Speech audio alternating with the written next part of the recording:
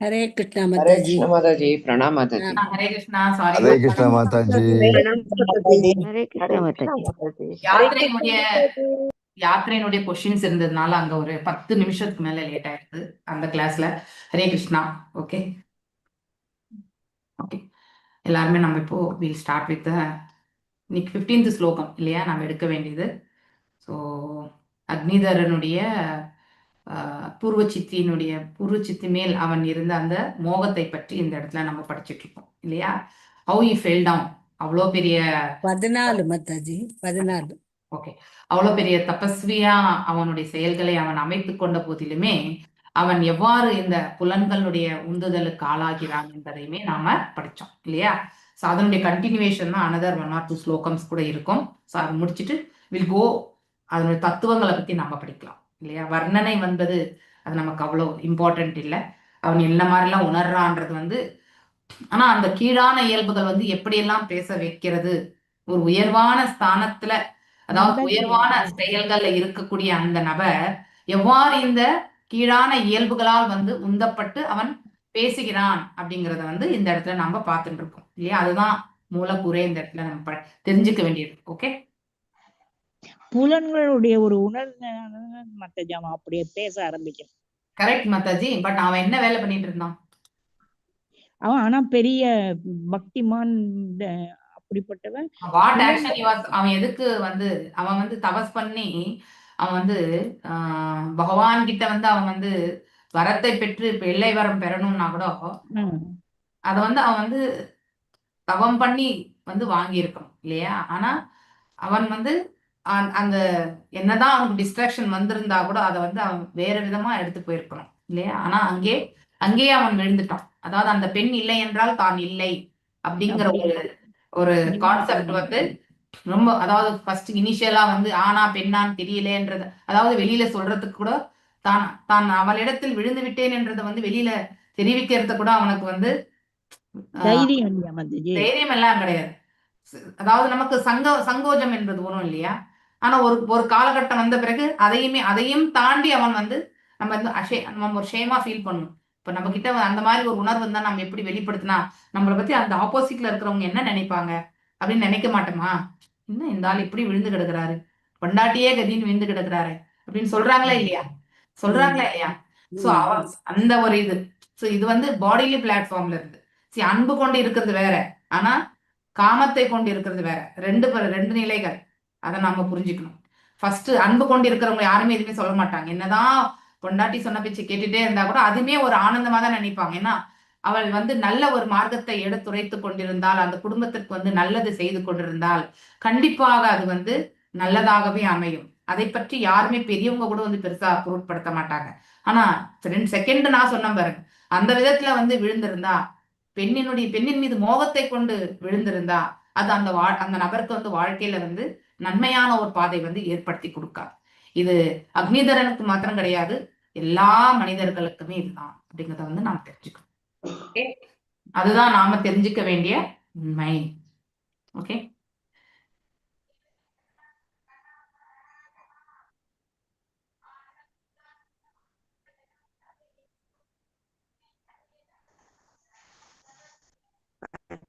யார் வீட்டுல சொல்லிட்டேன்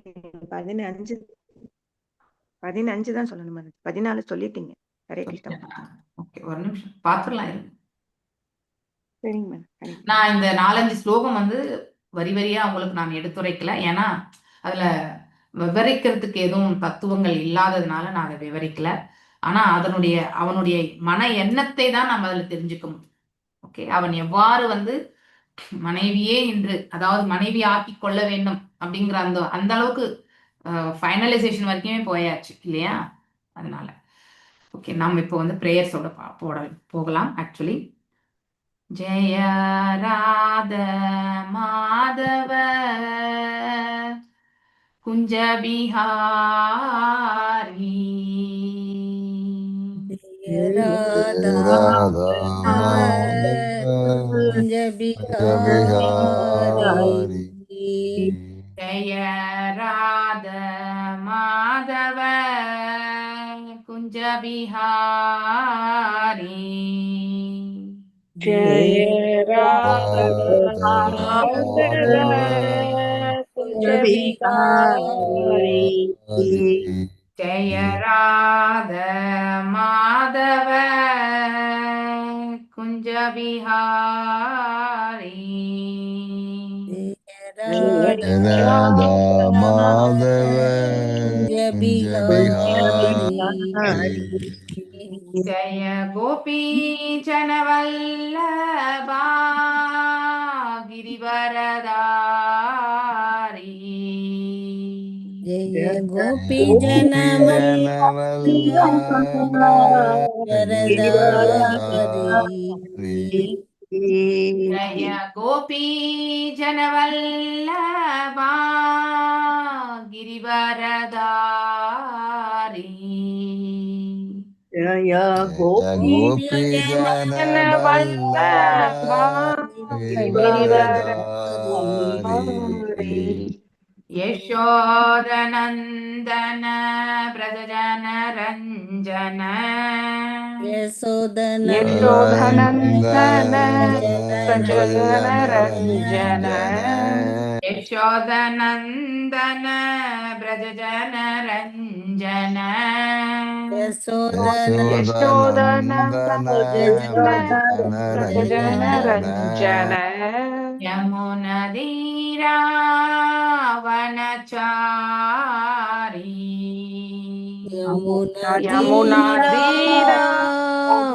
यमुनदीरावनचारी यमुनदीरावनचारी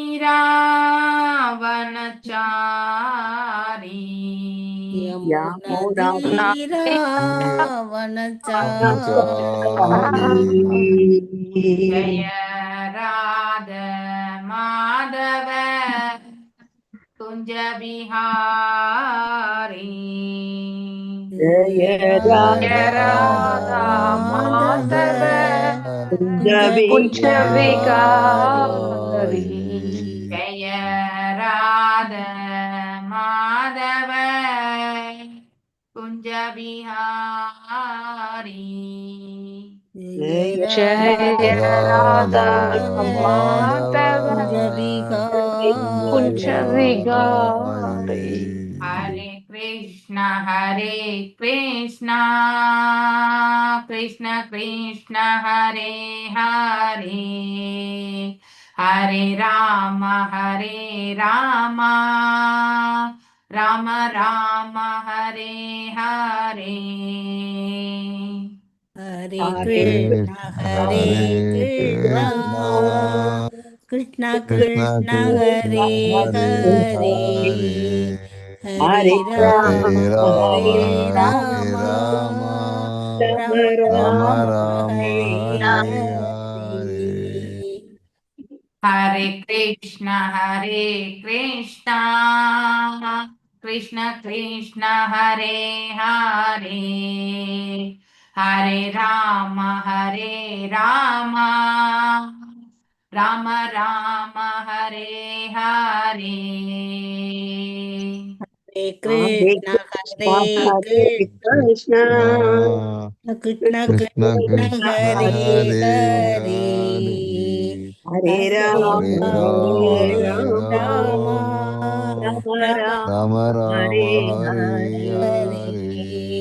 हरे हरे कृष्णा எல்லாருக்கும் ஓம் நமோ பகவதே வாசுதேவாய ओम नमो ओम नमो भगवते भगवते वासुदेवाय वासुदेवाय ஓம் நமோ பகவதே வாசுதேவாய ओम ओम नमो ओम नमो भगवते भगवते वासुदेवाय ஓம் நமோ பகவதே வாசுதேவாய ओम ओम नमो नमो भगवते भगवते वासुदेवाय वासुदेवाय நாராயணம் நமஸ்கிருத்யாம் नारायणं नारायणं नमस्कृत्य नमस्कृत्य நரம் चैव नरोत्तमम् नरं नरं अदं चैव चैव नरोत्तमम् नरोत्तमम् देवीं सरस्वतीं व्यासम् देवीं देवीं सरस्वतीं सरस्वतीं व्यासं व्यासं ततो जयाम् उदीरयेत् तदो ततो जयमुदीरयेत् जयमुदीरयेत् नष्टप्रायेषु आभद्रेषु अष्टप्रयसु नष्टप्रायेषु अभद्रेषु नित्यां भागवत सेवया नित्यं यं भागवत श्रेया भगवत्य उत्तम श्लोके भगवति भगवतो उत्तम श्लोके भक्तिर्भवति नैस्तिके. भक्ति भगवति नैष्टिके. So reading from Bhagavatam, 5th canto, 2nd chapter, 15th slokam. 14. இல்ல இதுவும் படிக்கல. 14 படிக்கல, படிச்சுட்டு விட்டுறலாம். அது ஓகே, யோ அசௌ த்வயாகர சரோஜ ஹத பதங்கோ தீக்ஷோ பிரமம் ஏ ஜயதே அஷ்ணிமே முக்தம் நதே ஸ்ரமசி வக்ரஜடா வருதம் கஷ்டோ அனிலோ ஹரதி லம்படாயேஷ நீவி. எஸ் வினித கேசவி மாதாஜி வாசி. हरे कृष्ण माता जी. यो असौ त्वया कर सरोज अध पदंको दीक्षोपभ्रमं एजयते क्षिणि मे मुक्तं न ते स्मरसि वक्रजटावरूतं कष्टो अनिलो अरति लम्पडा एष नीवी. या अतु असौ अन्त त्वया उमाल कर सरोज செந்தாமரை போன்ற உள்ளங்கை அத அடித்து பதங்க பந்து திக்ஷு எல்லா திசைகளிலும் பிரமன் சென்று பிரமத ஓய்வின்றி ஏச்சயத்தே துன்புறுத்துகிறது அக்ஷினி விழிகள் மே என்னை முக்தம் சிதறி ந இல்லை தே உமது ஸ்மரசி நீர் கவனிக்கின்றீரா வக்ர சுருண்ட ஜடா குழல் முடி பருத்தம் கொத்து கஷ்டம் தருகின்றது அனில காற்று அரதி எடுத்து செல்ல லம்பட பெண்கள் மீது பற்றுடைய ஆணை போன்று ஏஷ இந்த நீவி கீழுள்ள ஆடையினை. மொழிபெயர்ப்பு அண்ட் பொருளுரை பை ஸ்ரீல பிரபுபாதாக்கு ஜெய். மொழிபெயர்ப்பு. என் மனம் ஏற்கனவே தவியாய் தவிக்கிறது. நீரோ உமது தாமரை கரத்திலுள்ள பந்தினை திசைகள் தோறும் வீசி அடித்து விளையாடி என் விழிகளை மேலும் கிளர்ச்சியடைய செய்கின்றீர். உமது சுருண்ட கார்குழல்கள் காற்றில் அலைப்பாய்கின்றன. ஆனால் அவற்றை சரிப்படுத்துவதற்கு நீர் கவனம் செலுத்துவதில்லை. நீர் அவற்றை ஒன்று சேர்த்து முடிக்க மாட்டீரா? பெண்கள் மீது பற்றுடைய ஆணை போல் குறும்புமிக்க இக்காற்று கால்களை மூடியிருக்கும் உமது ஆடையினை விலக்க முயல்கிறது. இதை நீர் கவனிக்கவில்லையா? பொருளுரை. பூர்வ சித்தி தன் கரங்களில் பந்தை வைத்து விளையாடி கொண்டிருந்தாள். அப்பந்து செந்தாமரை மலர் போன்ற அவள் கரத்தில் இருந்த மற்றொரு செந்தாமரை மலர் போல் இருந்தது. அவள் அங்கும் இங்கும் ஓடியதினால் அவள் கார்குழல் அவிழ்ந்து அலைப்பாய்ந்தது. அவள் இடையில் அணிந்திருந்த மேக்கலை நெகிழ்ந்ததானது. குறும்புமிக்க காற்று அவளை நிர்வாணம் ஆக்குவதற்கு முயல்வது போன்றிருந்தது. அப்படி இருந்தும் அவள் தன் கூந்தலை முடியவோ ஆடைகளை சரி செய்யவோ இல்லை. அப்பெண்ணின் நிர்வாண அழகை காண அக்னிதரன் முயற்சித்ததினால் அவள் அசைவுகள் ஒவ்வொன்றுக்கும் அவர் விழிகளுக்கு வெறி ஏற்றின. Hare Krishna Mataji. Thank you very much Mataji. Hare Krishna. ரூபம் தபோதன தபஷரதாம் தபோக்னம் ஈயே கத்து கேன தபசா பவத்தோலப்தம் சர்தும் தபோஹர்ஹசி மயா சஹமித்ரமய்யம் கிம் வா பிரசீததி சவை பவபாவனோ மே. எஸ் பொன்னமாலினி மாதாஜி வாசி. ஹரே கிருஷ்ணா மாதாஜி. பதம் 15. ரூபம் தபோதன தபஸ்சரதாம் தபோக்னம் ஹி ஏகத்துகேன தபசா பவதோலப்தம் சத்தும் தபோர் ஹசி மயா சஹமித்ர மஹ்யம் கிம் வா பிரசீததி சவை பவ பாவனோமே ரூபம் ரூப அழகு தவம் செய்யும் முனிவர்களின் சிறந்தவரே. தப சரதாம் தவங்களையும் துறவுகளையும் மேற்கொள்வோர். தபக்னம் அது தவங்களை கலைக்கும். ஹி உறுதியாக. ஏகத் இந்த. து உண்மையில். கேன எதனால். தபசா தவம். பவதா உம்மால். உபலப்தம் எய்தியது. சர்த்தும் செய்வதற்கு. தப தவம். அர்ஹசி நீ செய்திருக்க வேண்டும். மயா சக என்னுடன். மித்ர நண்பரே. மஹ்யம் எனக்கு. கிம்வா அல்லது இருக்கலாம். பிரசீததி மகிழ்வுற்று. ச அவர். வை உறுதியாக. பவ பாவன இப்பிரபஞ்சத்தை படைத்தவர். மே என்னோடு. பொருளுரை. ஓ தவம் செய்வோரின் சிறந்தவரே, பிறர் செய்யும் தவத்தை குலைக்கச் செய்யும் இந்த அழகினை நீர் எங்கிருந்து பெற்றீர்? இக்கலையினை எங்கு கற்றீர்? இந்த அழகினை எய்துவதற்கு நீர் என்ன தவம் செய்தீர்? என் இனிய நண்பரே, நீ என்னோடு இணைந்து தவமும் துறவறமும் மேற்கொள்ள வேண்டுமென்று நான் விரும்புகிறேன். இப்பிரபஞ்சத்தை படைத்த பிரம்மதேவன் என் தவத்தினை மெச்சி எனது மனைவியாவதற்காக உம்மை இங்கு அனுப்பியிருக்கிறார் போலும். பொருளுரை. அக்னிதரன் பூர்வச்சித்தியின் விந்தைமிகு அழகினை மிகவும் போற்றி புகழ்ந்தார். உண்மையில் எங்கும் காணாத அவள் பேரெழிலைக் கண்டு அக்னிதரன் மிகுந்து வியப்பிற்கு ஆளானார். இந்த அழகு முன்னை தவங்களினாலும் விரதங்களினாலுமே எய்து பெற்றிருக்க வேண்டும் என்று கருதினார். அதனாலேயே அவர் அப்பெண்ணிடம் அவள் பிறருடைய தவங்களை குலைப்பதற்காகவே இந்த அழகை வேண்டி பெற்றுள்ளா என்றும் கேட்டார். பிரம்மதேவன் தனது தவத்தில் மகிழ்ந்து அவளை தனது மனைவியாக்குவதற்காக அங்கு அனுப்பி வைத்திருக்க வேண்டும் என்று அவர் கருதினார். அவர் பூர்வச்சித்தியை தனது மனைவியாக வேண்டும் என்று வேண்டினார். அப்போது தான் அவர்கள் இருவரும் இணைந்து தவங்களும் விரதங்களும் மேற்கொள்ள முடியும் என்று கூறினார். அதாவது கணவன் மனைவி இருவருமே ஆன்மீக உணர்வு என்னும் உயர்ந்த நிலையில் இருக்கும்போது ஒரு பொருத்தமுடைய மனைவி இல்வாழ்க்கையிலேயே தன் கணவன் தவம் மற்றும் விரதம் மேற்கொள்வதற்கு வேண்டிய எல்லா உதவிகளையும் செய்கிறாள். ஆன்மீக உணர்வு இன்றி கணவனும் மனைவியும் சமமாக இருக்க முடியாது. பிரபஞ்சத்தை படைத்த பிரம்மதேவன் நல்ல சந்ததியினரை பிறக்க வேண்டும் என்பதில் மிகுந்த ஆர்வமுடையவர் ஆவார். ஆகையினால் அவர் மகிழ்ச்சி அடையாமல் ஒருவன் தகுந்த மனைவியை அடைய முடியாது. உண்மையில் திருமண சடங்குகளில் பிரம்மதேவன் வழிபடப்படுகிறார். இந்தியாவில் இன்றும் கூட திருமண அழைப்பிதழின் முகப்பில் பிரம்மதேவன் படம் அச்சிட்டு விநியோகிக்கப்படுவதை நாம் காணலாம். தேங்க்யூ மாதாஜி. ஹரே கிருஷ்ணா. மெசேஜ் போட்டிருக்கானா? ஹரே கிருஷ்ணா. வந்தாச்சா? எடுத்து வச்சிட்டியா?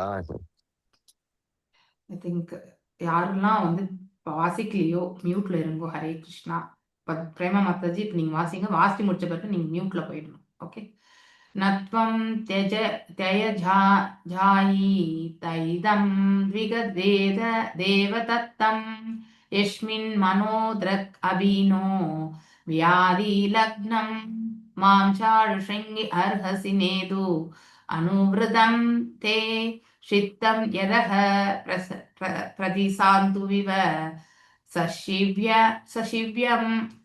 எஸ் வாசிங் மாதாஜி. நத்வம் நத்வம் த்வஜிஜாயி தயிதம் த்விக தேவதத்தம் யஸ்மின் மகனோர்கபினோ வியாதி லக்னம் மாம் சாடு ஸ்ருங்கி அர்ஹசி நேதும் அனுவ்ருதம் தே சித்தம் யத பிரதிசாந்தி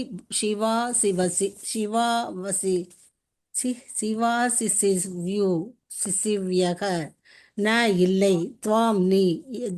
யஜாமி நான் விடுவது. தைத்தம் மிகவும் அன்புடைய.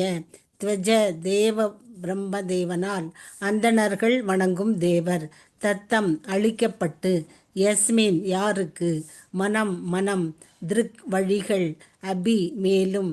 ந எனது. ந வியாதி என்னை விட்டு செல்லாதே. லக்னம் இறுக இணைத்திருத்தல். மாம் எனது. சாரு சிருங்கி விம்மிய மார்பகங்களை உடையவளே, அர்ஹசி நீ செய்ய வேண்டும். நேத்தும் வழி நடத்த அனுவிரதம் அடியவனாக தே உன்னுடைய சித்தம் எண்ணம் யதக எங்கு சென்றாலும் பிரதிசரந்து பின்தொடர்வேன்.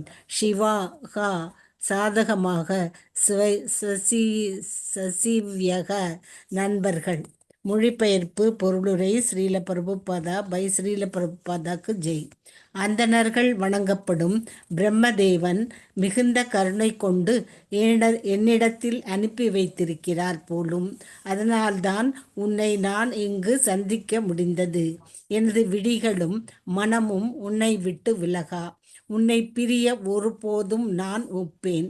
விம்மிய மார்பகங்களை உடைய எழில்மங்கையே, நான் உனது அடியவன். நீ எங்கே சென்றாலும் நீ என்னையும் அழைத்துச் செல்லலாம். உனது நண்பர்கள் கூட என்னை தொடர்ந்து விடலாம். பொருளுரை. இப்போது அக்னிதரன் தனது பலவீனத்தை வெளிப்படையாக ஒத்துக்கொள்கிறார். அவர் பூர்வ சித்தியின் அழகில் முற்றிலும் மயங்கிவிட்டார். அதனால் அவரிடம் எனக்கு நீர் ஒன்றும் தேவையில்லை ஒன்று சொல்வதற்கு முன்பாக தான் அவளுடன் சேர்ந்து வாழ வேண்டும் என்னும் விருப்பத்தினை வெளிப்படுத்தி விட்டார். சொர்க்கமோ நரகமோ அவள் எங்கு சென்றாலும் தான் சேர்ந்து செல்ல தயாராக இருக்கும் அளவிற்கு அவள் மீது அவர் மோகம் கொண்டு விட்டார். ஒருவன் காம இச்சையும் பாலியல் இன்பமும் பெற்று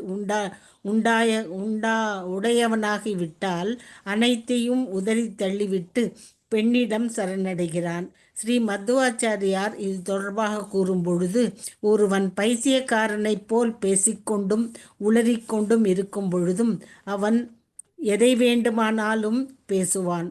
ஆனால் அவன் வார்த்தைகளுக்கு பொருள் இருக்காது என்று குறிப்பிடுகிறார். ஹரே கிருஷ்ணா. ஹரே கிருஷ்ணா. ஹரே கிருஷ்ணா மாதாஜி. ஞானதிமிராந்தஸ்ய ஞானாஞ்சனய ஷலாகய சக்ஷுருன்மிலிதம் யேன தஸ்மை ஸ்ரீ குரவே நமः. ஸ்ரீ சைதன்யமனோபீஷ்டம் ஸ்தாபிதம் யேன பூதலே ஸ்வயம் ரூபா கதா மह्यं ததாதி ஸ்வபதான்விதம். हे कृष्णा करुणा सिंधु दीनबंधु जगत्पते गोपेशा गोपिका कांता राधकांता नमस्तुते. तप्त कांचन गौरांगी राधे वृंदावनेश्वरी ऋषभानुसुते देवी प्रणमामि हरिप्रिये. वाञ्छकल्पतारुभ्यश्च कृपा सिन्धुभ्येव च पतितानां पावनेभ्यो वैष्णवेभ्यो नमो नमः. जय श्री कृष्ण चैतन्य प्रभु नित्यानंद श्री अद्वैत गदाधारा श्रीवासादि गौर भक्त वृंदा. हरे कृष्णा कृष्णा कृष्णा हरे हरे हरे राम राम राम ஹரே கிருஷ்ணா. ஸோ இந்த 14வது ஸ்லோகத்திலுமே அதாவது அக்னிதரன் முன்னாடி அதாவது வெளிப்படையாக அந்த பெண்ணிடம் சரணடைந்ததை ஒப்புக்கொள்ளவில்லை. அதுதான் நாம் இங்க 15வது ஸ்லோகம் படிக்கிற வரைக்குமே, நம்ம 15, 16 படிக்கிற வரைக்குமே புரிய வர்றது இல்லையா. ஆரம்ப கட்டத்துல அவர் அவன் ஆனா பெண்ணா என்றதை டிஃபரன்ஷியேட் பண்ண முடியலன்ற ஆங்கிள் அவர் பேசுறார் இல்லையா. உண்மையிலேயே அந்த டிஃபரன்ஷியேட் பண்ண முடியும். ஆனால் அதை தான் பெண்ணிடத்தில் மோகம் கொள்கிறோம் என்பதை எடுத்துரைப்பதற்கு சங்கடம் இல்லையா, வெளிப்படையாக. அதற்காகத்தான் அந்த மாதிரி அவர் நீ ஆனா பெண்ணான்றதே எனக்கு தெரியல அப்படிங்கிறது எல்லாமே அவர் எடுத்துரைக்கிறார் இல்லையா. அதாவது அவயத்தையுமே அவர் வர்ணிக்கக்கூடிய அந்த நிலையிலிருந்து பார்க்கும் பொழுது அவருடைய அதாவது மோகத்திற்கு அவர் எவ்வளவு முக்கியத்துவம் கொடுத்திருக்கார் அப்படிங்கிறதையுமே நாம் இந்த இடத்துல தெரிஞ்சுக்க முயற்சி பண்ணணும். ஓகே, அப்படின்னா அவர் செய்து கொண்ட தவ வாழ்க்கை முழுதும் ஆன்மீகமானது. அதுல இருந்து அவர் எப்ப வேணாலும் தவறி விழுவார் என்றதுக்கு உதாரணமாக விஸ்வாமித்திரர் மாத்திரம் கிடையாது, அக்னிதரனும் அந்த கியூல தான் இருக்கார் அப்படிங்கிறதுமே நாம தெரிஞ்சுக்கணும் இல்லையா. சோ அந்த பெண் அங்கே அனுப்பப்பட்டது பிரம்மதேவரால தான் இல்லையா. அக்னிதரனுக்காகத்தான் அங்கே பிரம்மதேவரால் அனுப்பப்பட்டார் என்பதும் நமக்கு தெரிஞ்ச விஷயம்தான். ஆனாலும் அதை யார் மூலியமா நாம் அதை தெரிஞ்சுக்கிறோம்? இப்போ அக்னிதரன் மூலியமாக இங்க தெரிஞ்சுக்கிறோம் இல்லையா. சோ அவளை மேலும் மேலும் அவர் வர்ணிக்க தொடங்குகிறார். அதுதான் 14th ஸ்லோகம் இல்லையா. சோ அவருடைய இச்சையுமே வெளிப்படுத்த அந்த வார்த்தைகள் தெரியறது அவர் அவ்வளவு மோகத்தை கொண்டிருக்கிறார் அப்படிங்கறத வெளிப்படுத்துகிறது இல்லையா. இப்ப இந்த 15th ஸ்லோகம் வந்து ரூபம் தபோதன தபஷரதாம் தபோக்னம் ஈயேக தத்துகேன தபசா பவதோல் பவலோலப்தம் ஜர்தும் தபோஹர்ஹசி மயா சகமித்ரமயம் கிம் வா பிரசீததி சவை பவ பாவனோ மே.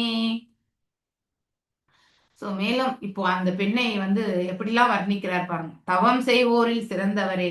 ஆனா அவ்வளவு அழகான அந்த ரூபத்தை கொண்ட அந்த பெண், அதாவது ஐ திங்க் ஆஸ் பர் நம்முடைய கர்ம பலன் பிரகாரம் தான் நம்ம ஒரு ரூபத்தை எடுப்போம் அப்படிங்கிறதுமே நம்ம படிக்கிறோம் இல்லையா. கர்ம பலன் மற்றும் மரணிக்கும் பொழுது எந்த உணர்வுகளை கொண்டு நாம வந்து இந்த பிரபஞ்சத்தை விட்டு நீங்குகிறோமோ அப்பேற்பட்ட ரூபத்தையே நாம பெறுகின்றோம் அப்படிங்கிறது அர்த்தம். ஸோ கர்ம பலனும் மெயின் கிரைட்டீரியா. நற்கர்மங்கள் பெற்றால், நற்கர்மங்கள் செய்தால் மட்டும்தான் அதனுடைய நல்ல பலனை வந்து நாம மேல் உலகத்துல பிறக்கிறதுக்கான வாய்ப்பு, சொர்க்கங்களுக்கு செல்வதற்கான வாய்ப்பு.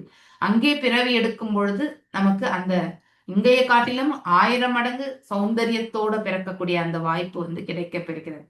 அததான் இந்த இடத்துல அக்னிதரன் அவருடைய நாலெட்ஜை எந்த விதத்தில் இவந்தோ மோகத்தினார் அவர் ஆட்கொள்ளப்பட்டிருந்தாலும் அவர் வந்து அவங்களுடைய அவங்க எப்படிப்பட்ட நிலையில இருந்து வந்திருக்காங்க என்பதை வந்து உணர்ந்தறிந்து இந்த இடத்துல சொல்லிட்டு இருக்கார் இல்லையா.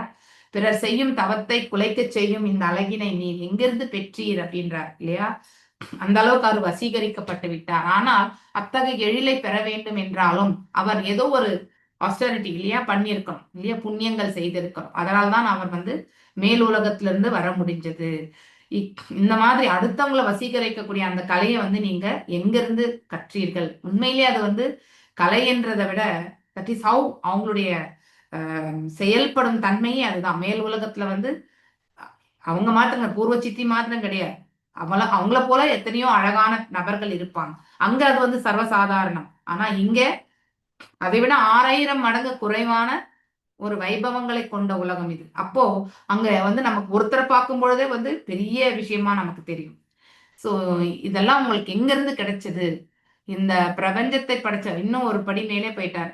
அதாவது பிரம்மதேவர் இந்த 2ஆம் சிருஷ்டியை படைக்கிறார் என்பதையுமே இந்த இடத்துல வந்து யாரு அக்னிதரன் வந்து எடுத்து காட்டுகிறார் இல்லையா.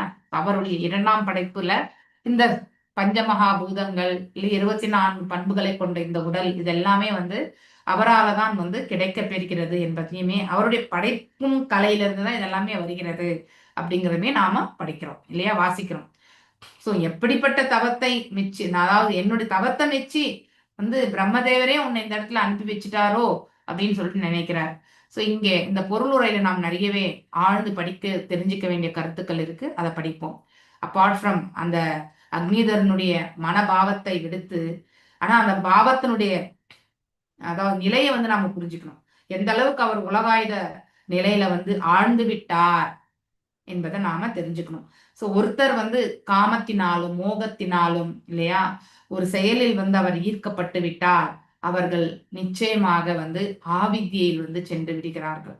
ஓகே, அப்படின்னா ஃபுல் அண்ட் ஃபுல் பௌதிக தளத்துல போய் அவர்கள் வந்து நிலை பெற்று விடுகிறார்கள். ஆன்மீகத்தை அந்த க்ஷணம் வந்து அவங்க கண்டிப்பாக மறந்து விடுவார்கள் இல்லையா. இந்த இடத்துல அக்னிதரன் பூர்வ சித்தின் விந்தை மிகு அழகினை மிகவும் போற்றி புகழ்ந்தார். உண்மையில் எங்கும் காணாத அவள் பேரழகை கண்டு அக்னிதரன் மிகவும் வியப்பிற்காளானார். அழகு முன்னைய தவங்களினாலும் விரதங்களாலுமே எய்த பெற வேண்டும் என்று கருதினார். அவர் கருதுறதும் மட்டும் இல்ல, அதுதான் வந்து உண்மையும் கூட. சாஸ்திரங்கள் கூட அதுதான் சொல்றது. நமக்கு ஒரு குறிப்பிட்ட விதமான உடலை நாம பெறுகின்றோம் என்றால் இல்லையா, அதற்கு மூல காரணம் நாம முந்தைய ஜென்மங்கள்ல செய்த கர்ம பலன்கள் தான். அதனாலேயே அவர் அப்பெண்ணிடம் அவள் பிறருடைய தவங்களை குலைப்பதற்காக இந்த அழகை வேண்டி பெற்றாளா என்று கேட்கிறார் இல்லையா. செய்த வரங்களினால் நல்ல ஒரு அழகான ரூபத்தை பெற்ற அந்த மங்கை அவள் இப்பொழுது அங்கே வந்திருக்கக்கூடிய அந்த நிலையை கண்டு அவர் என்ன நினைக்கிறார்? ஆக்சுவலி அடுத்தவங்களுடைய விரதத்தை வந்து குலைக்கக்கூடிய அளவுக்கு இவளுடைய அழகு இருந்தது அப்படின்றது வந்து அந்த அக்னிதரன் வந்து சுட்டி காட்டுகிறார் இல்லையா. இல்லை பிரம்மரே எனக்கு உன்னை மனைவியா, அதாவது அந்த டிசிஷன் அந்த பெண்ணுக்கு விருப்பம் இருக்கா இல்லையா, இவனை ஏற்றுக்கொள்வாளா இல்லையா அப்படிங்கறதெல்லாமே ஒரு அந்த நிலைக்கே வந்து அந்த பெண் வந்து சிந்திக்கிறதுக்கு கூட வந்து அவகாசத்தை கொடுக்கவில்லை. யாரு? அக்னிதரன். ஹி டிசைடட் இல்லையா, அந்த பெண்ணையே மனைவியாக்கி கொள்ள வேண்டும் என்பதற்காக அவர் வந்து பேசக்கூடிய வார்த்தை இது இல்லையா? மனைவி, அதாவது பிரம்மதேவன் தன் தவத்தில் மகிழ்ந்து அவளை தன் மனைவியாக்குவதற்காக இன்னொரு விதத்துல ஆலோசிக்கிறார். அவர் செய்த அந்த தவ வாழ்க்கையை மெச்சிதான் பிரம்மதேவர் வந்து இந்த அழகான மங்கையை வந்து அங்கே அனுப்பி வைத்தாரா அப்படிங்கிற ஒரு கொஸ்டின்.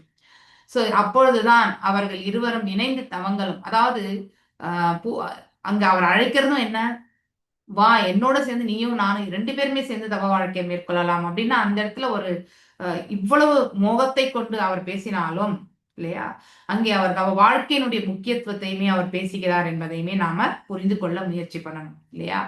சோ ஒரு ஆண் பெண் வந்து திருமணம் ஆன பிறகு ஆரம்ப கட்டத்துல வந்து குடும்ப இதை வந்து பரிபாலிக்கிறதுக்காக பிள்ளைகள் ஈண்டெடுப்பது இதெல்லாம் இருந்தாலும் இல்லையா, ஆனா அதே வந்து வயோதிகம் ஆக ஆக இல்லையா, ஒரு 40 வயசுக்கு மேல 50 வயசு கிட்டத்தட்ட வரும்போது ஆட்டோமேட்டிக்கலி வந்து இருவரும் கலந்து செய்யக்கூடிய அதாவது பக்தி தொண்டு தான் மேன்மையும். ஒன்று மனைவி மட்டுமே செய்யறது, ஒன்று கணவன் மட்டுமே செய்யறதால வந்து அதுல வந்து அவ்வளவு மகிமை என்பது இருக்காது. ஒரே நபர் வந்து செய்து கொண்டிருக்கிறத மாதிரியே தோணும். ஃபார் எக்ஸாம்பிள், நம்ம ஏர் விழுறோம் இல்லையா, ஏர் விழும்போது நிலத்துல 2 பக்கம் வந்து அந்த மாடுகள் வந்து கட்டணும் இல்லையா, காளை மாடுகளை வந்து 2 பக்கமும் பூட்டினாதான் ஒரு சமமாக அந்த ஏர் விழுறது, அதனுடைய மண்ணும் வந்து பதப்படும். ஆனால் அதுவே ஒரு பக்கத்துல ஒரு மாட்டை கட்டிட்டு ஒரு பக்கம் காலியா நம்ம நின்றுட்டு ஓட்டினா அது வந்து நடக்குமா? கண்டிப்பா நடக்காது இல்லையா? மாடு நடக்கக்கூடிய, காளை மாடு நடக்கக்கூடிய ஸ்பீடு, மனிதன் நடக்கக்கூடிய ஸ்பீடு, இது வந்து கண்டிப்பா ஒப்பிட முடியாது. இரு காளை மாடுகள் இருந்தால் வழிய அது வந்து ஏர் நன்னா உழ முடியும். அது போலதான் ஆணும் பெண்ணும் கலந்ததுதான் இல்லற வாழ்க்கை. அந்த இல்லற வாழ்க்கையை வந்து மேன்மை, அவர்களுடைய வாழ்க்கை நிலையை வந்து உயர்வான நிலைக்கு இட்டு செல்வதற்காக மட்டும்தான் வந்து இருவரும் இணைகின்றனர் இல்லையா? இது போத் அப்ளிகபிள். அதாவது பாத்தீங்கன்னாக்கா ஆன்மீக தளத்திலுமே இது வந்து முக்கியத்துவம் வாய்ந்தது.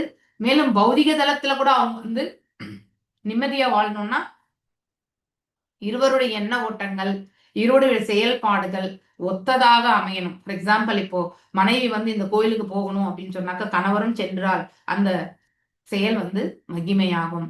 அப்போ ஒருவேளை வந்து மனைவி செல்லும் போது கணவன் அழைத்தால் வரவில்லை என்றால் அங்கே மனைவி வெறுமனையே வந்து அவளே போய் அவங்களுக்கும் சேர்த்து வேண்டின்னு வர வேண்டியிருக்கும். அந்த இடத்துல யூல் ஃபீல் தட் லோன்லினஸ் கண்டிப்பா இல்லையா? ஸோ தான் மட்டும் தனித்து போயிட்டு வரமே, இவர் வரமாட்டேங்கிறாரே அப்படிங்கிற ஒரு ஆதங்கம் மனைவிக்கு உண்டு. இதே சேம் திங் அப்ளை ஃபார் கணவன் கூட. சில வீட்டுல வந்து பெண்கள் வந்து ஒத்துழைக்க மாட்டாங்க, ஆண்கள் மிகவுமே வந்து ஆஸ்டரிட்டியோட இருக்கக்கூடியவங்களும் உண்டு இல்லையா? 2 தரப்பிலுமே உண்டு. 2 தரப்பிலுமே வந்து மோசமான இயல்புகள் கொண்டவர்களும் உண்டு. அதனால இவங்கதான் ரைட், அவங்கதான் தப்புன்னு நம்ம சொல்ல முடியாது. ஏன்னா இதெல்லாம் பேசிக்கலி என்னது, ஒருத்தருக்குள்ள இருக்கக்கூடிய, அதாவது புரிந்து கொள்ளக்கூடிய தன்மை. இப்போ அண்டர்ஸ்டாண்டிங் இல்லைன்னா அது வந்து ஒரு நல்ல இல்வாழ்க்கையாக அமையாது இல்லையா? அதனாலதான் இந்த இடத்துல எத்தனை டிசிஷன்ஸ் இந்த இடத்துல அக்னிதரன் பாருங்க. முதல்ல அந்த பெண்ணிடத்துல விருப்பம் இருக்கான்னு கூட கேட்கல அவர். அவரே வந்து அந்த பெண்ணுடைய அழகுல மயங்கியாச்சு, அந்த பெண் இல்லாம வாழ முடியாதுன்றத வந்து எடுத்து சொல்லியாச்சு. அடுத்து அந்த பெண்ணை வந்து ஆக்குவதற்காக பிரம்மரே உன்னை அனுப்பியிருக்கிறாரு அப்படிங்கிறதுமே சொல்றாரு. மேலும் நாம் இருவருமே கலந்து தவ வாழ்க்கை மேற்கொள்ளலாம் அப்படின்னா அர்த்தம் திருமணமான பிறகு நம்ம வந்து ஆஃப்டர் இந்த குழந்தை வரத்துக்காக தானே வந்தார். ஸோ அதெல்லாம் முடிஞ்ச பிறகு நம்ம இருவருமே கலந்து தவ வாழ்க்கை மேற்கொள்ளலாம் அப்படிங்கிற அழைப்புமே இந்த இடத்துல இத்தனையுமே வந்து இந்த ஒரு ஸ்லோகத்திலே கொண்டு வரார் இல்லையா? நம்ம புரிஞ்சுக்கணும். ஸோ இஸ் போத், எது முக்கியம் என்பதுமே அவர் வந்து வச்சிருக்கார். ஆனா இப்பொழுதைக்கு அவர் வந்து மனைவியினுடைய அழகுல மயங்கியிருக்கார், அவ்வளவுதான். வாழ்க்கையில வந்து கணவன் மனைவி இருவருமே ஆன்மீக உணர்வு என்னும் உயர்ந்த நிலையில் இருக்கும் பொழுது ஒரு பொருத்தமுடைய மனைவி வாழ்க்கையிலே தன் கணவன் தவம் மற்றும் விரதம் மேற்கொள்வதற்கு வேண்டிய எல்லா உதவியுமே செய்கிறார். இது போன்ற ஒரு செயலை நாம் முன்னாடி படிச்சிருக்கோம். யாரது? தேவபுத்தி இல்லையா? கர்தவ முனிவருக்கு திருமணமான பிறகு அவருடைய தவ வாழ்க்கைக்கு வந்து அவள் எதுவுமே கேட்கவே இல்லை இல்லையா? ஃபுல் அண்ட் ஃபுல் அவர் திருமணமான பிறகு உடனே அவர் தவ வாழ்க்கை மேற்கொண்டார் இல்லையா? தவ வாழ்க்கையில வந்து அவர் மேன்மை, அதாவது அந்த பிரம்மா அந்த நிலையை வந்து அடையிற வரைக்குமே வந்து அவள் வந்து சப்போர்ட் பண்ணா இல்லையா? அவளுக்கு பணிவிடை செய்து திருமணமாகும் பொழுது இருந்த அழகு, அவர் அந்த தவ வாழ்க்கை முடிக்கும் பொழுது அவளுடைய உடல் எல்லாமே மெலிந்து இல்லையா, முன்ன இருந்த அந்த பொலிவு இல்லாம அந்த ஒரு நிலைக்கு சென்று விட்டார். ஸோ யாரு? தேவஹூதி. அதன் பிறகு கர்த முனிவர் வந்து தன்னுடைய மனைவியை வந்து நல்ல விதத்துல இருக்கணுன்றதுக்காக அவர் என்ன பண்ணார்? ஆகாய விமானத்திலேயே வந்து மாட மாளிகைகள் மற்றும் வந்து பணிப்பெண்கள், இப்படி அவளுக்கு எல்லா வசதிகளுமே அவருடைய சித்திகள் மூலியமாக செயல்படுத்தினார். அப்புறம் இந்த பிரபஞ்சத்தையே வந்து அவர் வந்து சுற்றி கொண்டு வந்தார் இல்லையா? எல்லா உலகங்களையுமே வந்து கடந்து வந்தார்கள் இருவரும் இல்லையா? அதன் பிறகு 9 பெண் பிள்ளைகளை ஈண்டெடுத்து அதுக்கப்புறம் கபில முனிவரும் வந்து அவதரித்தார் இல்லையா? ஸோ அது போல நம்ம இந்த ஆன்மீக வாழ்க்கை, கணவனுடைய ஆன்மீக வாழ்க்கைக்கு மனைவி என்பவள் வந்து எப்பொழுதுமே சப்போர்ட் பண்ணணும் இல்லையா?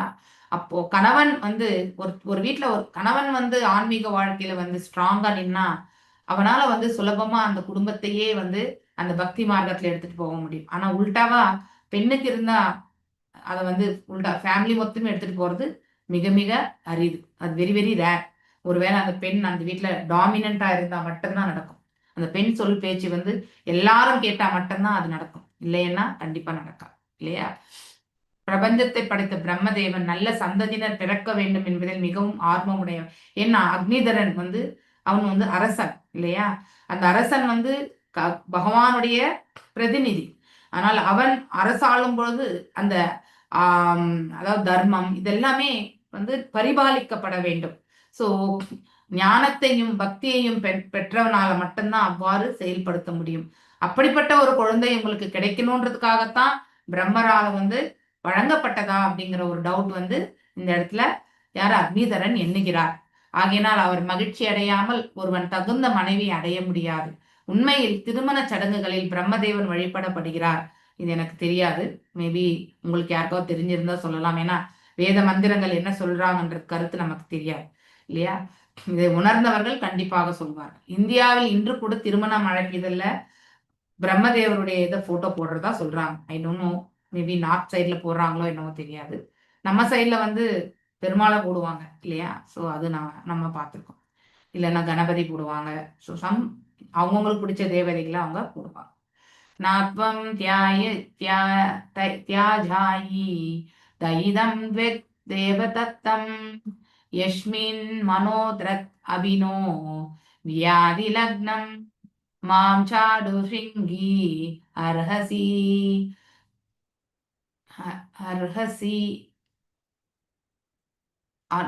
அனுஹர்சினேது அனுவிருதம் தே சித்தம் யதஹ பிரதிசாந்து சிவா சிவஸ்ய. மாதாஜி நான் படிக்கிறேன் மாதாஜி. இல்ல வேண்டாம். ஓகே, அடுத்த ஸ்லோகம் நீங்க படிங்க. ஓகே. அந்தணர்களால் வணங்கப்படும் பிரம்மதேவன் மிகுந்த கருணை கொண்டு என்னிடத்தில் உன்னை அனுப்பி வைத்திருக்கிறார் போலும். ஸோ அவருடைய தவ வாழ்க்கை மெச்சு பிரம்மர் வந்து இவ்வளவு அழகான ஒரு மங்கையை அனுப்பி வச்சிருக்கார் அப்படிங்கறது வந்து எடுத்துரைக்கிறார். அதனால்தான் நான் உன்னை சந்திக்க முடிஞ்சது. எந்த அளவுக்கு அவர் அந்த சுச்சுவேஷன்ஸ் எல்லாம் ஒருத்தர் வந்து எப்படியெல்லாம் யூகிக்க முடியும்ன்றது வந்து அக்னிதரனுடைய வார்த்தைகள் இருந்து நம்ம பார்க்கிறோம் இல்லையா? எனது விழிகளும் மனமும் உன்னை விட்டு அகலாம் அப்படின்னா அந்த அளவு ஃபுல் சரணாகதி அடைஞ்சாச்சு இல்லையா? உன்னை பிரிய ஒருபோதும் நான் ஒப்பேன் இல்லையா? சோ அதாவது நான் உன்னது அடியவன். ஸோ பிகம் த யாரு? அந்த பெண்ணுக்கு இவர் அடியவனாகி விட்டார். நாமெல்லாம் யாருக்கு அடியவனாக இருக்க வேண்டும்? பரம்பொருளுக்கு அடியவனாக இருக்க வேண்டும். ஆனால் இங்க உல்டாவா அக்னிதரன் தன்னுடைய மனைவிக்கு அடிமையானவனாக தன்னையே அவன் வந்து இந்த இடத்துல எக்ஸ்பிரஸ் பண்ணிட்டு இருக்கான். நீ எங்கே சென்றாலும் என்னை அழைத்து செல்லலாம் அப்படின்னா நரகத்துக்கு போனா கூட கூடவே போயிடுவார் போல இருக்கவர். உனது நண்பர்கள் கூட என்னை தொடர்ந்து வரலாம். ஸோ அதோடைய ஃப்ரெண்ட்ஸ் கூட வரலாம். எந்த அளவுக்கு ஃப்ரீ வில் கொடுத்துருக்காரு பாருங்க இல்லையா? ஸோ அந்த அளவுக்கு வந்து மதி வந்து பார்த்தீங்கன்னாக்கா புத்தி வந்து பேதரித்து விடுகிறது. ஒரு பெண்ணுக்கு அடிமையாகும் பொழுது மனிதனுடைய பேச்சுவார்த்தை வந்து பைத்தியகாரத்தனமாக இருக்கும்ன்றத வந்து இந்த வார்த்தைகள் இருந்து யாராவது உனது நண்பர்கள் கூட என்னை தொடர்ந்து வரலாம் அப்படின்னு சொல்லுவாங்களா? கண்டிப்பா சொல்ல மாட்டாங்க இல்லையா? ஸோ அது எல்லாமே பைத்தியகாரத்தனமான வார்த்தைகள். ஸோ அப்படின்னா தான் என்ன பேசுறோன்றதையே தெரியாம பேசிட்டு இருக்கார். ஸோ அந்த அளவுக்கு அவர் மோகத்துல வந்து ஆழ்ந்து விட்டார் அப்படிங்கறத வந்து நாம புரிஞ்சுக்கணும். இப்பொழுது அக்னிதரன் தனது பலவீனம், எல்லாருக்குமே பலவீனம் உண்டு இல்லையா? ஏதோ ஒரு விஷயத்துல பலவீனம் உண்டு இல்லையா? சில பேருக்கு வந்து பொசிஷன்ல பலவீனம் இருக்கும். சில பேருக்கு தனக்கு கெட்ட பேர் வந்துடக்கூடாது என்றதுல வந்து ரொம்பவுமே கண்ணும் கருத்துமா இருப்பாங்க இல்லையா? அதுவே ஒரு பலவீனம் தான் இல்லையா? சோ அதை வந்து நம்ம பலமாக்கி கொள்ள முடியாது. ஒன்றை நான் நிலைப்படுத்தி கொள்ளணும் அப்படின்னு நினைச்சு வெளி உலகத்துல உட்புறமா நாம வந்து இருக்கிறது வெளியில தெரியாது. ஆனா வெளியுலகத்துல வந்து தெரியக்கூடிய விஷயங்கள்ல வந்து நான் ஒரு பதவி, அந்தஸ்து, இல்லையா, அடுத்து வந்து வைபவம், ஒருத்தர் நல்லா வாழ்ந்துட்டு இருக்கக்கூடியவங்க வந்து ஏதுமற்ற நிலைக்கு செல்லும் பொழுது அதுவே அவங்களுடைய மனசுல ரொம்ப வருத்தம் இருக்கும், இல்லையா? அந்த இழந்ததனுடைய அந்த வலி வந்து அவங்களுக்கு ஒரு பலவீனமாயிடும். அனைத்தும் இழந்த பிறகு அடுத்தவங்க முன்னாடி எப்படி தாங்கள் நிற்க முடியும்? ஒரு காலகட்டத்துல நல்லா ஒரு கம்பீரமா அதிகார தோரணையோட பேசிய அவர்கள் இப்பொழுது ஏதுமற்ற ஒரு நிலைக்கு தள்ளப்படும் பொழுது அதே அதிகாரம் அந்த தோரணையில அவங்களால பேச முடியாது. அதை இழந்து விடும் பொழுது எல்லாவற்றையுமே இழந்து விட்டோமே என்ற பலவீனத்தை அவர்கள் வந்து கண்டிப்பா வெளிப்படுத்துவார்கள், இல்லையா? சோ அந்த மாதிரி அக்னிதரன் வந்து அந்த பெண்ணிடத்தில் மயங்கியதே அவருடைய பலவீனம். அதை வந்து ரொம்ப ஓப்பனாவே வந்து வெளிப்படுத்துறார், இல்லையா? அவர் பூர்வ சித்தியின் அழகில் முற்றிலும் மயங்கி விட்டார். அதனால் அவரிடம் எனக்கு நீர் ஒன்றும் தேவையில்லை அப்படின்னு அந்த பெண் சொல்றதுக்கான அவகாசத்தை கூட அவர் வந்து கொடுக்கல, இல்லையா? அந்த பெண் நிராகரிக்கக்கூடிய அவகாசத்தையுமே அவர் வந்து கொடுக்கவே இல்லை. அவரே தொடர்ந்து பேசுகிறார், இல்லையா? அவர் முன்பாக தான் அவருடன் சேர்ந்து வாழ வேண்டும் என்ற விருப்பத்தினை வந்து வெளிப்படுத்தி விட்டார். He has expressed. சொர்க்கமோ நரகமோ எங்க போனாலுமே நான் உன்னோட வரேன். பிளைண்ட், இல்லையா, ஃபாலோ பண்றது. இது வந்து அன்பு கிடையாது, இது வந்து மோகம். ஓகே, மோகம் என்பது என்னன்னாக்கா இந்த இடத்துல தன்னுடைய நலன், தனக்கு என்ன பிடிச்சது, இல்லையா, அதை தான் முதன்மை ஸ்தானமாக இட்டுக்கொள்ளும் மோகம், இல்லையா? அதே வந்து அன்பு என்பது தன்னை பற்றி கருதாது. இந்த வித்தியாசத்தை நம்ம எடுத்துக்கணும். அடுத்தவர்களின் நலனை மட்டுமே சிந்திக்க வல்லது. சோ இப்போ ஒருவேளை இவர் அன்பு மட்டுமே இருந்திருந்தா அந்த பெண்ணுக்கு தன்னை திருமணம் செய்து கொள்வதற்கு விருப்பம் இருக்கா என்ற ஒரு வார்த்தை கேட்டிருப்பார். மேலும் இவ்வாறு அந்த பெண் ரொம்பவுமே அழகா இருந்தாலும் கூட இந்த மாதிரி எக்ஸ்பிரஸ் பண்ணியிருக்க மாட்டார். தனக்கு அவளை திருமணம் செய்து கொள்ள வேண்டும் என்ற ஆவல் இருப்பதை வெளிப்படுத்தி அந்த பெண்ணுடைய விருப்பத்தை வந்து கேட்டறியக்கூடிய அந்த பக்குவம் வந்து இருந்திருக்கும், இல்லையா? ஆனா இந்த இடத்துல அன்பை காட்டிலும் மோகம் என்பது வெளிப்படுத்தப்பட்டிருக்கு, இல்லையா? ஆனா அது எல்லாமே எந்த தளத்துல? உடல் தளத்துல தான் இருக்கும் மோகம். மோகம் என்பது உடல் தளம். இதையே ஒரு எக்ஸாம்பிளா நம்ம பார்க்கும் பொழுது துரோணாச்சாரியாரை எடுத்துக்கலாம், இல்லையா? துரோணாச்சாரியர் அவர் மகன் மீது இருந்த மோகம், இல்லையா? எத்தருணத்திலும் தன் மகனுக்கு வந்து தீங்கு இழைக்க கூடாது, யார் தீங்கு நடந்து விடக்கூடாது என்றது அந்த ரொம்பவுமே அக்கறை கொண்டிரும். அவனுக்கு ஒரு பாதுகாப்பையுமே ஏற்படுத்தி கொடுத்தவர், இல்லையா? சோ அஸ்வத்தாமன் எனக்கூடிய யானை மரணித்ததை கேட்டே அவர் என்ன பண்ணார்? அது இந்த பிரம்மாஸ்திரத்தை எழுதி இந்த முழு பிரபஞ்சத்தையே அழித்து விடுவேன் அப்படின்னு சொல்லுவார், இல்லையா? சோ அப்படி மோகம் அப்படின்னா அங்க என்ன இருந்தது? தன்னுடைய சுயநலமா தன் பிள்ளை என்ற அந்த உணர்வு கொண்டிருந்தார். அந்த அட்டாச்மெண்டோட இருந்தார். தன் பிள்ளைக்கு எப்பொழுதுமே வந்து தான் ரட்சணை அப்படிங்கிறத வந்து ரொம்ப ஸ்ட்ராங்கா வந்து அவருடைய உணர்வுகள் இருந்தது, இல்லையா? சோ தன் பிள்ளைக்காக எதையுமே செய்ய வல்லவர். தன் பிள்ளைக்காக தான் வந்து துரியோதன் தரப்பில் இருந்து அவர் வந்து போர் புரிந்தார். இல்லைன்னா அவர் போர் புரிய வேண்டிய அவசியமே கிடையாது, இல்லையா? பாண்டவர்கள் அவருக்கு பிடித்த சீடர்கள், அவர்கள் இருவருக்கு மத்தியில் அவர் வந்து எந்த பகைமையும் கிடையாது. ஆனால் அஸ்வத்தாமன் துரியோதன் தரப்பில் நின்றதால அவனை ரட்சிக்கிறதுக்காகவே அவர் வந்து அங்க இருந்தார். சோ இறைவனுடைய ரட்சணை இருக்கணும்ன்றது வந்து அவ்வளவு ஞானத்தை பெற்ற அவர், நாம் எல்லாத்தையுமே ரட்சிக்க முடியாது, எவ்வளவு முடியுமோ அதுவும் இறைவனுடைய கிருபையால தான் பண்ண முடியும் அப்படிங்கிற அந்த ஞானத்தை அவர் பெற்றிருந்தா அந்த மோகத்தை அப்பவே வென்றிருப்பார். மேலும் அவர் வந்து துரியோதனன் தரப்பில் இருந்து போர் புரிந்தே இருக்க மாட்டார், இல்லையா? தன்னுடைய மகன் இறைவனால் ரட்சிக்கப்பட வேண்டும் என்று விதி இருந்தா ரட்சிக்கப்படட்டும்னு அவர் வந்து அந்த பக்குவத்தை வந்து எடுத்துட்டு வந்திருக்கணும், இல்லையா? அவ்வளவு ஞானத்தை பெற்றவர், இல்லையா? போர்க்கலையில் அவ்வளவு வல்லமை பெற்றவர், அத்தனை திவ்ய அஸ்திரங்களை பற்றியான ஞானத்தை பெற்றவர். ஆனாலும் அவர் செய்தது என்னது? தவறு. அதாவது தன் மகன் மீது கொண்ட மோகம், இல்லையா? அது வந்து அவரை கண்ணை மறைத்து விட்டது, இல்லையா? சோ அதனால என்ன செய்தார்? அவர் வந்து பின்னாடி பிற்காலத்துல பாண்டவர்கள் கௌரவர்கள் இருவரும் துணை கொண்டு யாரை? துருபத மன்னரை நோக்கி வந்து போர் புரிந்தார். பாதி வெற்றி பெற்று பாதி நாட்டையுமே அவர் எடுத்துட்டார். அதெல்லாம் யாருக்காக செய்தார்? அஸ்வத்தாமனுக்காக செய்தார், இல்லையா? அங்கே குரோதம் கொள்ள வச்சது இல்லையா? தன் நண்பனாக இருந்த துருபதனிடத்துல வந்து பகைமையை வந்து ஏற்படுத்தியது. அதன் பிறகுதான் துருபத மன்னர் வேள்வியை நடத்தி திரௌபதி மற்றும் திருஷ்டத்யும்னனை வந்து வரங்களாக பெற்றார் இல்லையா? இறுதியில திருஷ்டத்யும்னால வந்து வதைக்கப்பட வேண்டும் என்றதுக்காகவே அந்த யக்னத்தை வளர்த்தார் துருபத மன்னர் இல்லையா? இத்தனை விரோதங்கள் ரிலேஷன்ஷிப்லயுமே எல்லாமே ப்ராப்ளம்ஸ். ஸோ இங்கே நம்ம சுயநலம் என்று வரும்பொழுது அனைத்துமே வந்து ப்ராப்ளம் தான். ஆனா அதுவே பொதுநலம் என்று போகும் பொழுது அனைவருக்கும் நன்மை பயக்க வல்லது இல்லையா? ஸ்ரீமத் மத்வாச்சாரியார் அவங்க வந்து பையன் மேல ரொம்ப பற்றுதலா இருந்தது. சுயநலங்கிறது எப்படி இது இயற்கை தானே மாத்தாது. இல்ல அவரு மட்டுமா அப்படி இருக்காரு? எல்லாருக்கும் பொதுவான ஒரு இதுதானே மாத்தாஜி அது. அந்த மாதாஜி, உங்களுக்கு அன்புக்கும் மோகத்துக்குமே வந்து வித்தியாசம் தெரியணும் மாதாஜி. நீங்க படைச்சீங்களா இங்க? உங்க குழந்தை, அதாவது நாம எல்லாருமே நாம அப்பா அம்மாக்கு பிறக்கணும்னு கேட்டு நம்ம பிறந்தோமா? கிடையாது. நாம இன்னாருக்கு பிள்ளையாக பிறக்கணும்ன்றது ஏதாவது விதி நம்ம நம்ம தெரிஞ்சுதான் பிறந்தோமா? கிடையாது.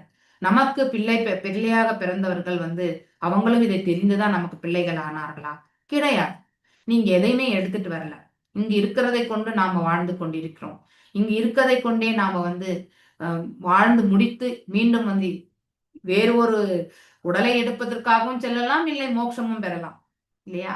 அனைத்தும் எடுக்கப்பட்டது இங்கிருந்து தான் இல்லையா? அனைத்தையுமே நாம் இங்கேயே தான் உபயோகப்படுத்துறோம். அப்படி இருக்கும் பட்சத்துல நீங்க எப்படி உரிமை கொண்டாட முடியும் மாதாஜி? இல்லையா? ஆன்ம தளத்திலிருந்து நீங்க நோக்க வேண்டும். அந்த ஞானம் இல்லாதனால்தான் நாம் என்ன பண்றோம்? எல்லாம் என்னுடையது அப்படின்னு நினைக்கிறோம். அன்பு கொள்வதற்கு வந்து எதிர்பார்ப்பு இருக்காது மாதாஜி. அன்பு எல்லோரிடத்திலுமே நாம காட்டுவோம் இல்லையா? இப்ப சித்திரகேது மன்னர் கூட அவ்வளவு வருத்தம் அவருக்கு இல்லையா? தன்னுடைய மகனுடைய மரணத்தை கண்டு. ஆனால் உண்மையிலேயே அந்த ஆத்மா என்ன சொல்றது? அழைத்து பேசும் பொழுது, நான் பற்பல பிறவிகள் எடுத்தவன், இந்த ஜென்மத்துலதான் உன்னுடைய மகன், நான் திரும்பி வரமாட்டேன்னு தான் சொல்லும் அந்த ஆத்மா. ஏன்? நான் வேறு ஒரு, அதாவது இறைவனுடைய கட்டளையை வந்து ஏற்பதற்காக செல்கின்றேன் என்று சொல்லும். ஓகே, அப்படி இருக்கும் பட்சத்துல துரோணாச்சாரியார் இன்னும் வந்து மூடன் கிடையாது இல்லையா? அவர் வந்து ஞானத்தில் வந்து நிலை பெற்றவர். அவருக்கு இந்த ஆன்மதளத்தை பற்றியான ஞானம் தெரியாதா? கண்டிப்பாக தெரியும் இல்லையா? இப்போ ஒரு பாமரனுக்கு சொன்னா இதை நான் கண்டிப்பா ஒத்துப்பேன். அவர் பாமரன் கிடையாது இல்லையா? இப்ப அஜாமிலன் வந்து பிராமணனாக இருந்தும் அவன் ஆத்ம தத்துவத்தை அறியாதவன். அதனாலதான் அவன் வந்து புலன்களுக்கு அடிமையாகி அந்த பெண்ணிடம் கடைசி வரைக்குமே விழுந்து கிடந்தான். ஆனால் கடைசி கட்டத்துல அவன் செய்த பக்தி தொண்டுனால அங்கே யமதூதர்களுக்கும் விஷ்ணு தூதர்களுக்கும் இடையில நடக்கக்கூடிய அந்த உரையாடலை கேட்டு தன்னுடைய தவறை உணர்ந்தான் இல்லையா? ஆனா இந்த இடத்துல துரோணாச்சாரியார் வந்து செய்தது வந்து மிகப்பெரிய தவறாகும் இல்லையா? அது என்ன?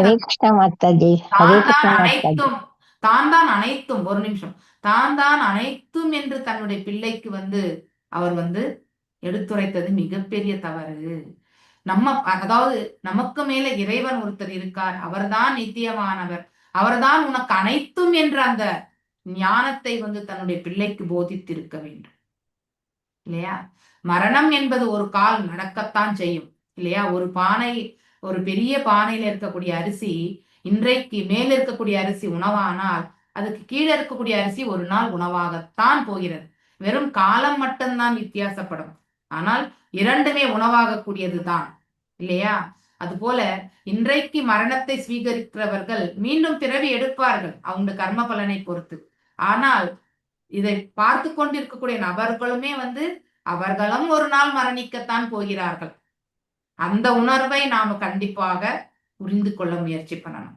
இதேதான் அதாவது யமதர்மராஜர் வந்து பாண்டவர்களுக்கு காட்டுல வந்து வனவாசம் போகும்பொழுது அங்கே நீர் எடுக்க செல்லும் பொழுது இந்த 4 தம்பியர்களுமே மரணித்து விடுவார்கள் இல்லையா? அப்போ யமதர்மராஜர் வந்து ஒரு யக்ஷ ரூபத்துல இருந்து கேள்வி கேட்பார். உலகத்திலே மிக அதிசயமானது எது அப்படின்னு ஒரு கொஸ்டின் கேட்பார். அப்போ யுதிஷ்டர மகாராஜா சொல்வார் ஆத்ம தத்துவத்தை பற்றி இல்லையா? ஆத்மா என்றும் நிலையானது, அது பழமையானவன், அவன் மரணத்திற்கு அப்பாற்பட்டவன் இல்லையா? அப்படிங்கிறதையுமே சொல்வார் ஆத்ம தத்துவத்தை பற்றி. அதனால அப்படிப்பட்ட ஆத்மா ஒரு உடலை எடுத்துக்கொண்டு இந்த பிரபஞ்சத்துல வாழ்ந்து மரணிக்கும் பொழுது இல்லையா, அந்த உடல் தான் மரணம் எய்துகிறது.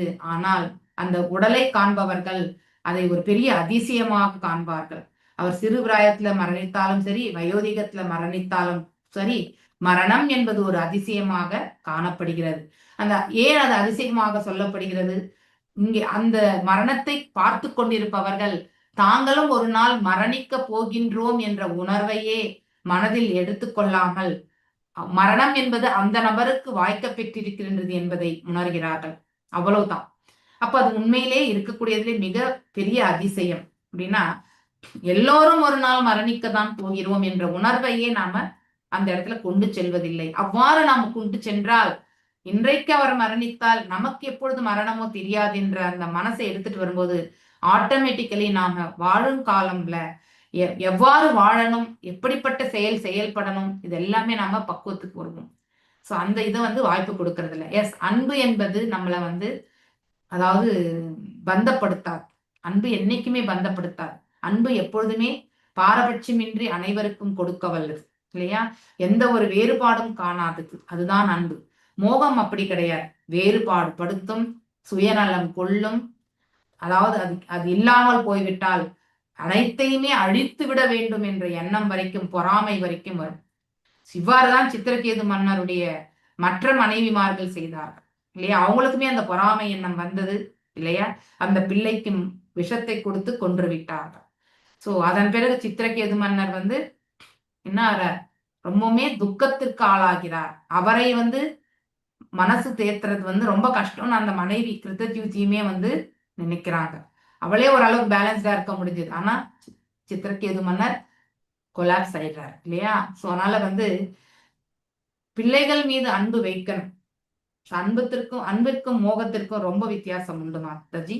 அன்பு எப்பொழுதுமே தன்னுடைய நிலையை யார் என்பதை உணர்த்தும். ஓகே, அதனால அன்பு கொள்ளக்கூடிய அந்த பாவத்தை நம்ம கண்டிப்பா செயல்படும். கண்மூடித்தனமான அன்பு. கண்மூடித்தனமான அன்புன்றதை விட நம்ம அட்டாச்மெண்ட் எதிர்பார்ப்பு. இருந்திருக்கு மாதாஜி, அவருக்கு அட்டாச்மெண்ட் விடல அவர். ஆமா, அட்டாச்மெண்ட் பாடிலி அதாவது உடல் தளத்திலிருந்து அவர் நோக்குகிறார், ஆன்ம தளத்திலிருந்து நோக்கவில்லை. அதனாலதான் அது. அதனால நம்ம இதை தவறா எடுத்துக்க கூடாது. We should understand the philosophy. தத்துவத்தை எவ்வாறு புரிஞ்சு கொள்ளணுமோ அவ்வாறு புரிஞ்சுக்கணும். இது மிக கடினமானது ஏற்றுக்கொள்வதற்கு. ஒரு பௌதிக தளத்திலிருந்து நோக்கும் பொழுது நம்ம எப்படி நம்ம பற்றற்று இருக்கிறது, அன்பு மட்டும் எப்படி செலுத்துறது, இது ரெண்டுமே ஆப்போசிட் இல்லையா? ஆனா அது இந்த பக்தி தொண்டை பயிற்சி பண்ண அப்ப என்ன ஆகுது, நம்முடைய முதல் அன்பே நாம் இறைவனிடத்துலதான் நம்ம செலுத்துவோம். இதை நாங்க எல்லாரும் உணர்ந்து இருக்கலாம். ஆரம்ப கட்டத்துல நாம் யாருமே இறைவனிடத்துல அன்பு செலுத்தினதே கிடையாது. இது 100% ட்ரூ. ஓகே, ஆனா பக்திக்குள் ஆரம்பிக்கும் பொழுது, இறைவனோட சம்பந்தத்தை ஏற்படுத்தி கொள்ளும் பொழுது, அங்கிருந்த இடத்துல பார்க்காத கடவுள், இந்த புலன்களால காண முடியாத அந்த கடவுளை நாம் என்ன பண்றோம், கிருஷ்ணரை நாம சேவிக்கிறோம். உளப்பூர்வமாக சேவிக்கும் பொழுது அந்த இடத்துல சம்பந்தம் ஏற்படும் பொழுது நாம் என்ன ஆகுது, நம்ம மனசு முதன்மை ஸ்தானம் இறைவனுக்கு என்று கொடுக்கிறோமா இல்லையா? அதுதான் உண்மை. அதுதான் அன்பு. அவ்வாறு அவரிடத்தில் நாம பயிற்சி செய்யக்கூடிய அதே அன்பை நம்ம பிள்ளைகள் இடத்துலயுமே நம்ம எடுத்துட்டு போக முடியும். ஆனா ஆரம்பம் அவரிடத்துலதான் ஆரம்பமாகும். எது வரைக்கும் அந்த அன்பு அவரிடத்துல இருந்து ஆரம்பிக்கலையோ அது வரைக்கும் நம்மளால உண்மையான அன்பை பிள்ளைகளிடத்துல கூட செலுத்த முடியாது. Okay, it is a mixture. ஒரு சமயத்துல பேசக்கூடிய வார்த்தை இன்னொரு சமயத்துல கண்டிப்பா இருக்காது. இன்னைக்கு அன்பா பேசக்கூடிய நாம நாளைக்கு அவங்கள நல்ல திட்டவும் செய்வோம். அப்படின்னா அதாவது அந்த மனசளவுல நோகிற அளவுக்கு திட்டக்கூடிய அந்த விதத்துக்குமே நம்ம சென்று விடும். அவ்வளவு கோபம் வரும் நமக்கு. அன்பிற இடத்துல மோகம் இருக்காது, கோபம் இருக்காது இல்லையா? அதாவது அவங்களுக்கு நன்மை மட்டுமே செயல்படணும், நன்மை விளையணும்ன்ற அந்த பிரார்த்தனைகள் இருக்கும். சோ அவர் இறைவனை நம்பி இருப்பார். துரோணாச்சாரியார் அவர் தன்னை தான் நம்பினார், தான் எல்லாத்தையுமே செய்வேன் நம்பினார் இல்லையா? அவரை அஸ்வத்தாமனை மரணத்திலிருந்து காப்பாற்றி இருக்க முடியுமா? ஒருவேளை இந்த சாபத்தை அவன் பெறவில்லை என்றால் கண்டிப்பா முடியாது. துரோணர் போன சில காலங்கள் கழித்து அஸ்வத்தாமனும் மரணித்திருப்பான். இதை நாம ஒப்புக்கொள்ள வேண்டும் இல்லையா? அதனால அன்பு என்பது கொடுக்க வல்லது, அது பந்தப்படுத்துவது கிடையாது. அதை நம்ம ஃபர்ஸ்ட் நன்னா புரிஞ்சுக்கணும். ஸோ அங்கே நம்ம வெறுப்பு காட்டுறது கிடையாது. அன்பு என்பது நம்ம ஓகே பற்றற்ற நிலையை நம்ம யார்ட்டையும் வெறுப்பு காட்டக்கூடாது. அன்பை மட்டும்தான் காட்டணும். ஆனால் எந்த ஒரு எதிர்பார்ப்பும் இன்றி, அதை டபுள் அண்டர்லைன் பண்ணி வச்சுக்கணும். அந்த நபரிடத்திலிருந்து எந்த ஒரு எதிர்பார்ப்பும் இன்றி நாம் செயல்படும் போது ஆட்டோமேட்டிக்கலி அது அன்பாக மாறிவிடும். இல்லை என்றால் மோகம்தான். ஓகே, ஹரே கிருஷ்ணா மாதாஜி. ஹரே மாதாஜி கிருஷ்ணா. மாதாஜி இது எஸ். திருஷ்டதிமன் வந்து முற்பிறவியில ஏகலைவனா இருந்தார் மாதாஜி. துரோணத்தை பயிற்சி பெறும்போது அவரு கட்டை விரல காணிக்கையா கேட்டார் மாதாஜி. அதனால இப்ப வந்து திருஷ்டதிமன் வந்து துரோணரை அது எனக்கு தெரியாது மாதாஜி. எந்த சொல்றாரு. சாஸ்திரத்துல இது இருக்குன்றது எனக்கு தெரியாது. இது நான் வரைக்கும் படிச்சிருக்கிறேன் மாதாஜி, படிச்சிருக்கிறேன். அதே மாதிரி மாதாஜி ராமர் வந்து ராமாவதாரத்துல வாலியை மறைஞ்சிருந்து கொண்டார் இல்லையா? அப்புறம் கிருஷ்ணாவதாரத்துல அவரு அது கிருஷ்ணர் எல்லாருமே அது எல்லாருக்கும் தெரியும். ஜதா என்ற வேடனை வந்து வேண்டாம். காடலாம அது கரெக்ட். ஹரே இது கிருஷ்ணா. எனக்கு இதான் ஃபர்ஸ்ட் டைம் நான் கேள்விப்படுறேன். எனக்கு தெரியாது. சாஸ்திர விதிகள்ல அது சொல்லப்பட்டிருந்தா அது கரெக்டா தான் இருக்கும். If it is not from Shastra reference இல்லைன்னா அது நாம எப்படி உணர்றோமோ அது போலதான் இருக்கு. ஓகே, நாளைக்கு Hare Krishna Mataji. Thank you Mataji. Thank you thank you. Hare Krishna. நாளைக்கு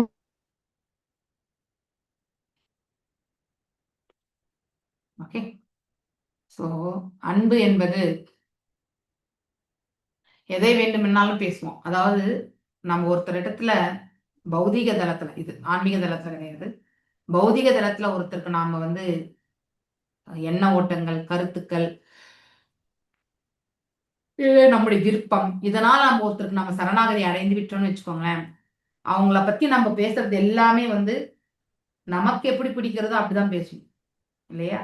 அதே மாதிரி அவங்க நமக்கு ஏற்ற மாதிரி அவங்க இருக்கணும்ன்ற எதிர்பார்ப்புகளோட பேசுவோம் இல்லையா? ஆனா அதே வந்து அந்த நபருடைய உண்மையான சுபாவமே வேறுபட்டு இருக்கலாம்.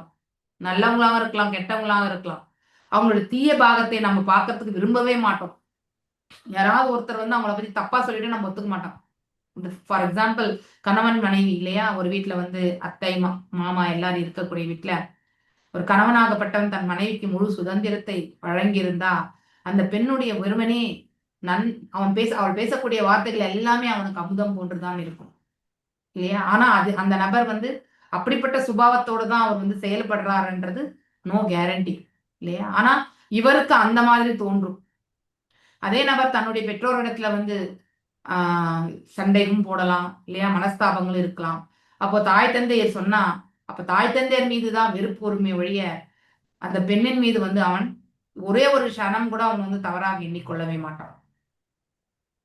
இதுதான் மோகத்தினுடைய வெளிப்பாடு. ஓகே, ஸோ சேம் அப்ளைஸ் வந்து தாயிடத்தில் இருக்கக்கூடிய பற்றுதல் இல்லையா? தாய் என்ன சொல்றாங்களோ அது மட்டும் தான் ரைட் அப்படின்னு நம்ம வந்து ஏற்றுக்கொண்டு போறது. இப்ப என் மனைவிக்கு வந்து கடினமான ஒரு சூழ்நிலை நடந்து கொண்டிருந்தாலும் அதை வந்து பொருட்படுத்தாம இருக்கிறது. ரெண்டு விதத்திலுமே இட் ஷுட் நாட் பி. அதனாலதான் மனிதனாகப்பட்டவன் வந்து எப்பவுமே வந்து ஒரு சாதாரண மனிதனாக இருந்தாலும் அவன் செயல்களில் அவன் பக்குவம் அடையணும் இல்லையா? செயல்களில் அவன் பக்குவம் அடையவில்லை என்றால் அவன் ஆற்றக்கூடிய கர்மங்கள் அனைத்துமே அவனுக்கு வந்து கர்ம பந்தத்தை வந்து ஏற்படுத்திவிடும். ஓகே, ஸோ இதை நாம நன்னா புரிஞ்சுக்கணும். இப்படி இருக்கக்கூடியவங்க பேசுறது வந்து அவங்க பேசக்கூடிய வார்த்தைகள் எந்த பொருளுமே இருக்காது, வேஸ்ட். அந்த வார்த்தைகள் எல்லாம் நம்ம கேட்கறோம். ஓகே, வாஞ்சகல்பதாருभ्यश्च कृपा सिन्धुभ्येव च पतितानां पावनेभ्यो वैष्णवेभ्यो नमो नमः.